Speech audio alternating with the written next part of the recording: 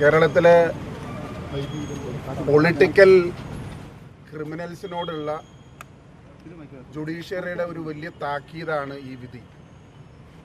ഒരു സമൂഹം മുഴുവൻ ഏറ്റെടുത്ത രണ്ട് ചെറുപ്പക്കാരെ, ഒരു നാട് മുഴുവൻ സ്നേഹിച്ച രണ്ട് ചെറുപ്പക്കാരുടെ നിഷ്ഠൂരമായ കണ്ണീച്ചോരയില്ലാത്ത കൊലപാതകത്തിന് ഒരു പരിധിവരെ നീതി ലഭിച്ചു എന്ന് ഞങ്ങൾ വിശ്വസിക്കുകയാണ്. ഞാൻ നേരത്തെ പറഞ്ഞതുപോലെ CPMന്റെ രാഷ്ട്രീയ സംസ്കാരത്തിൻ്റെ നെറിവുകേടിൻ്റെ ഒരു പ്രതിഫലനമാണ് ഇന്നത്തെ ഈ വിധി.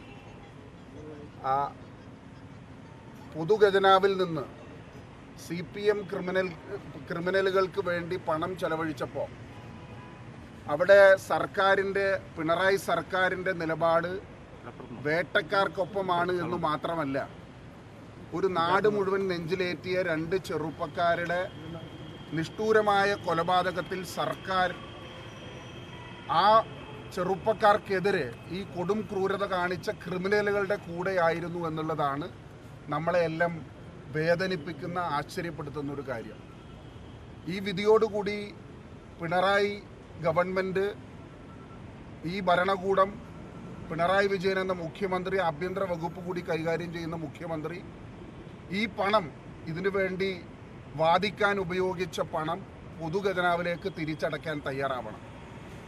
ഈ രണ്ട് ചെറുപ്പക്കാർക്ക് പകരം വയ്ക്കാൻ ഒന്നും സാധിക്കില്ല, അവരുടെ കുടുംബങ്ങൾക്കൊന്നും തിരിച്ചു വരാൻ സാധിക്കില്ല എന്ന് ഞങ്ങൾക്കറിയാമെങ്കിലും ഈ വിധി ഞാൻ നേരത്തെ സൂചിപ്പിച്ചതുപോലെ തന്നെ കേരളം മുഴുവൻ ഉറ്റുനോക്കിയ, കേരളത്തിലെ അമ്മമാർ ഉറ്റുനോക്കിയ ഒരു വലിയ വിധിയാണ്.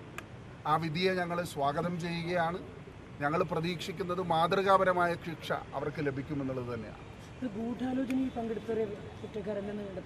അതെ, കോൺസ്പിറസി ഫാക്ടർ തെളിയിക്കപ്പെട്ടു എന്നുള്ളത് CPM ഇനിയെങ്കിലും അവരുടെ രാഷ്ട്രീയ സംസ്കാരത്തിൽ മാറ്റം ഉണ്ടാകുമെന്ന് ഞങ്ങൾ പ്രതീക്ഷിക്കുകയാണ്. കാരണം കോൺസ്പിറസി ഫാക്ടർ, ഇതുമായി ബന്ധപ്പെട്ടിട്ടുള്ള ഗൂഢാലോചനയിലാണ് പലപ്പോഴും CPMന്റെ ഉന്നതരായ നേതാക്കന്മാർ രക്ഷപ്പെടുന്നത്.